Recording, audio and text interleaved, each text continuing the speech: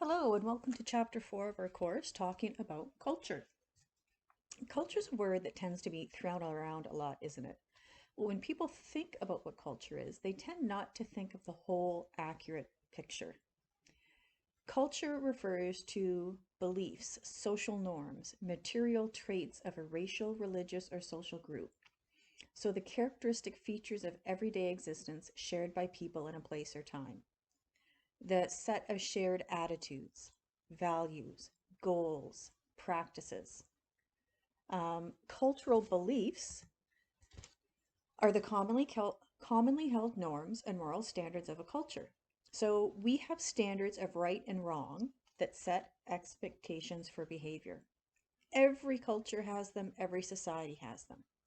You may not agree with the cultural beliefs that are held elsewhere in the world, but that doesn't necessarily mean there's anything wrong with them, or even that they're negative or weird. It's just that you're not used to them. Food is a great example of this. Different cultures tend to like different kinds of food. So for us, looking at what someone else and what they would traditionally like to eat, we may think it's gross or yucky. We would never eat that. Well, for them, it's the norm.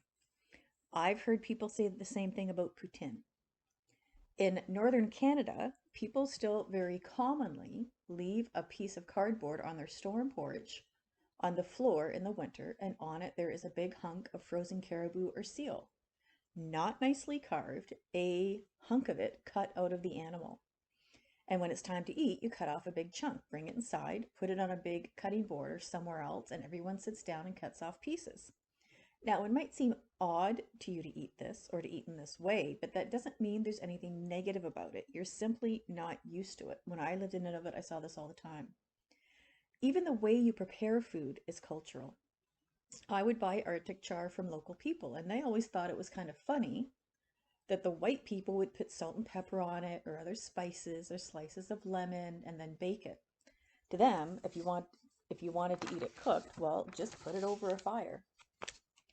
All of these questions involve socialization, the process by which people acquire the behaviors and beliefs of the culture they live in. I think everybody's pretty familiar with the concept of socialization. This is not something new for you. And I think everybody generally has an understanding of how it occurs and what the result is.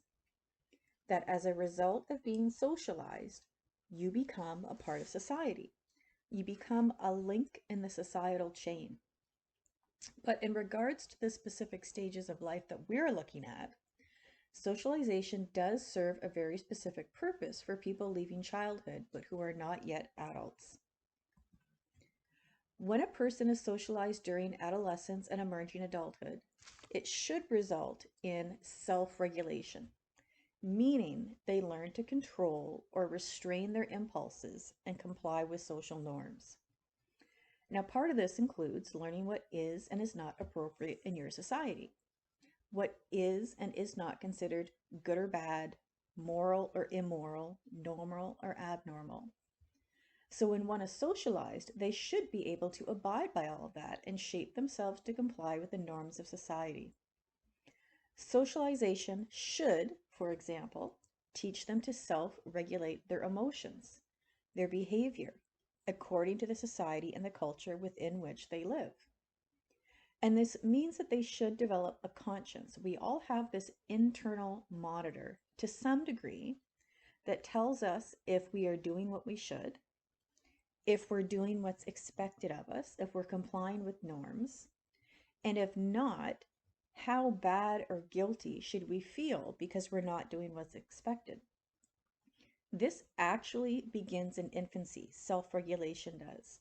A baby learns to quiet themselves on their own without assistance from a parent while still in a crib.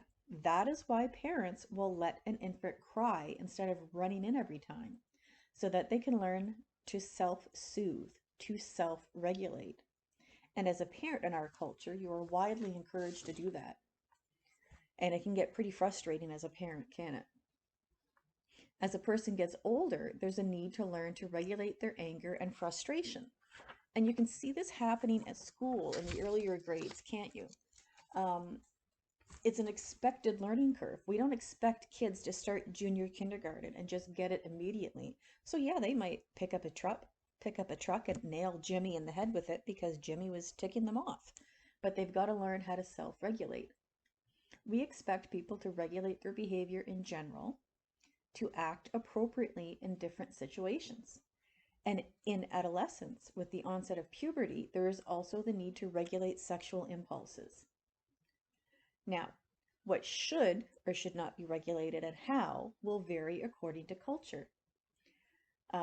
As adolescence progresses, a person matures, they become stronger, and it becomes more important for them to self-regulate.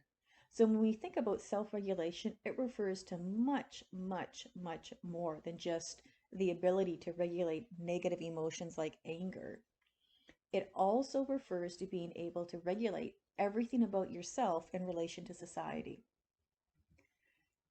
Socialization should also prepare young people for roles, role preparation, whether that's occupational, marital, gender, parenthood. During adolescence and emerging adulthood, this becomes more urgent. These years really are crucial for a young person to prepare themselves to be an adult. Now, you can talk in a more formal manner and talk about preparing them for an occupation, or we can just say that it involves growing up, taking on more responsibilities, learning to do what's expected of you.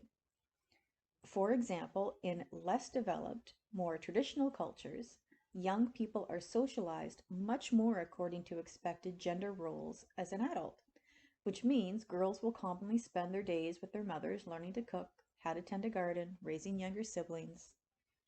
And this is practice for when the girl marries and has her own household and family. It's role preparation. Another result of socialization is that it should cultivate sources of meaning, which sounds really philosophical. But all this means is that socialization should teach a person what is important and what they should consider valuable. So I realize this might sound a bit philosophical, a bit hokey, but it's true. And during this stage of life, a young person has grown enough to be able to grasp more abstract ideas about values and beliefs. And I'll actually be talking about that a bit later in this lecture. So, for example, a culture that places a very high value on religion or on tradition, or on a girl being a virgin when she gets married. All of these social norms hold meaning for the culture within which they exist.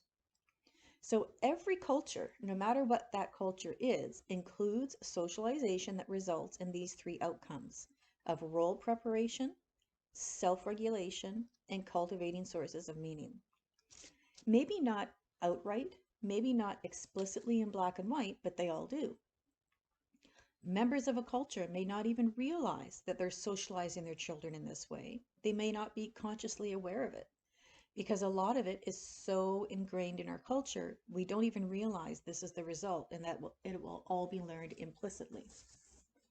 For example, if we think of young people attending a school that requires them to wear uniforms, the implicit message is that in that requirement is that conforming to the standard of the group is more important than individual expression. Students are being socialized in that manner with that expectation as the norm. Now, there's several reasons on the surface for implementing uniforms at a school. They're supposed to minimize bullying because everyone is dressed the same. They're supposed to encourage a feeling of community because everyone is similar. They're supposed to make it easier to identify somebody on school property that shouldn't be there, so a safety precaution. They're supposed to remove the pressure young people feel, and their parents, to buy certain brands of clothing. But at the root of that, again, is the implicit message that conforming to the standard of the group is more important than individual expression. Even if uniforms are not required in a school, there will still be a dress code. So yes, this is not my high school, but I found a picture generally of high school in 1980s. I graduated high school in 1989. So even at that point, we had a dress code. The big thing was you couldn't wear a beer shirt and you couldn't wear anything with profane language on it. These days, a dress code might include no spaghetti straps for female students and no yoga pants. That pants have to sit at the waist without underwear being visible. So this still sends a message of conformity being desirable in a society, whether an adolescent wants to conform or not. So socialization of young people results in these three outcomes in every society, but of course there's differences between them. Part of a society's cultural beliefs regarding raising children involves a very general, very basic, fundamental question. Should young people be taught, should they be socialized, they are individuals that should develop a great deal of independence and be as self-sufficient as possible, that they should always place a lot of importance on their own interests and their own aspirations? Or should they be taught that the needs of their family and community come first, that what is beneficial for their community should take priority over their individual needs and wants, that they should strive to be interdependent instead of independent? So should young people be allowed or even encouraged to express themselves even if what they express does not agree with what their parents say? Or should they be encouraged or even required to go along with what the majority of their community say, conforming? This one question may seem simple and straightforward, and in a way it is, but the answer to it results in very different methods of socializing one's children. When you consider this specifically in regards to adolescence and emerging adulthood, not just socialization as a whole, a central issue in regard to cultural values about socialization centers on whether the culture places more value on independence and self-expression or obedience and conformity as the characteristics they want to promote in their children. So this fundamental core difference in socialization of young people is referred to as a contrast between individualism and collectivism. And this is going to be a main theme in the whole course. An individualistic culture is the kind of culture that Canada has, at least our majority culture. It places priority on socializing young people to be independent and to practice self-expression, while a collectivistic culture is typical of very traditional societies that are not overly developed and places who put much more value on conformity and obedience. So a collectivistic culture usually is a traditional culture. It encourages and promotes an interdependent self, meaning that people are seen as defined by the roles and relationships within their group, not just as who they are as an individual. So there's a lot of emphasis placed on cooperation, on mutually supporting one another and your community, on helping to maintain really harmonious social relations in your family, everybody as a contributor. A collectivistic culture is going to favor what is known as narrow socialization because obedience and conformity are valued highly, and any deviation from cultural expectation is discouraged. So narrow socialization refers to the range of individual differences a culture allows or encourages. And when socialization is narrow, this means there is little personal variation encouraged or allowed. So that's why I have a picture of this one road. There's nothing going off the side of this road. This is the road you are on. If you're male or female in this culture, this is the path that you're going to follow. So socialization establishes specific limits, and there is a degree of restriction. In a culture that practices narrow socialization, there's much more restriction. In these cultures, it is common for there to be hierarchies based on age, gender, or other characteristics, because all of this coincides with encouraging the emphasis on well-being of family and community first, rather than individual interests first. Now, usually countries that rely on narrow socialization are less economically developed than those in the West, but not always.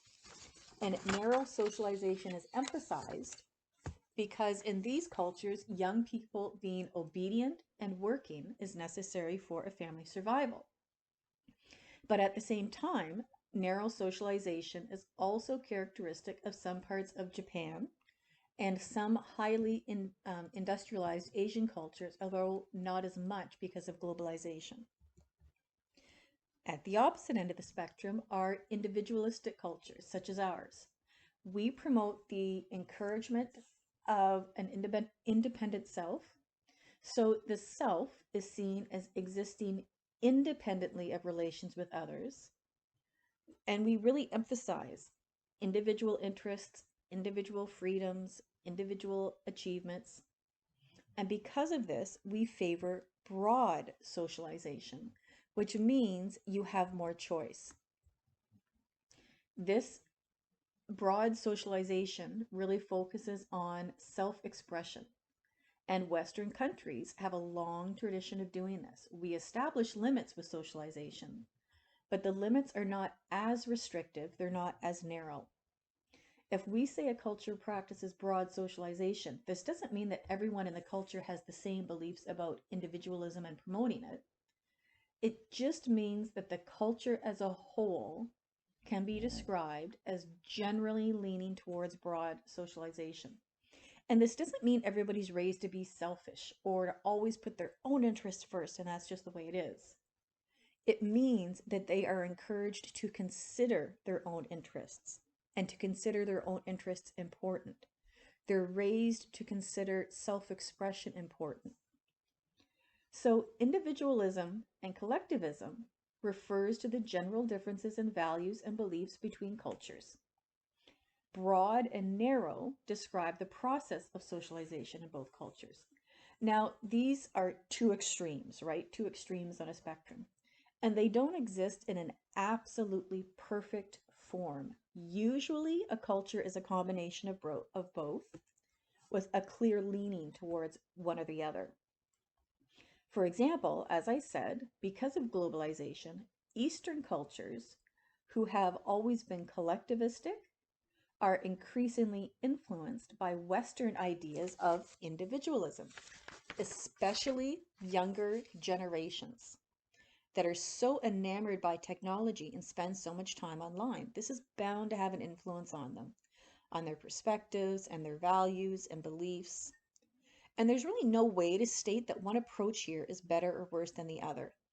So, in a culture that practices broad socialization like ours, yeah, you're going to have much more variation, more creativity.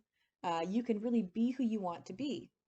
But these cultures also have a tendency to report higher rates or more difficulties with loneliness and social problems.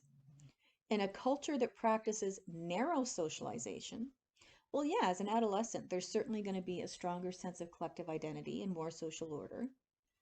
But this is at the cost of suppressing individual uniqueness and people simply not having the freedom to be what they want to be as much as in other cultures. So it really is a trade-off, but we can't just blanketly say one is better or worse than the other.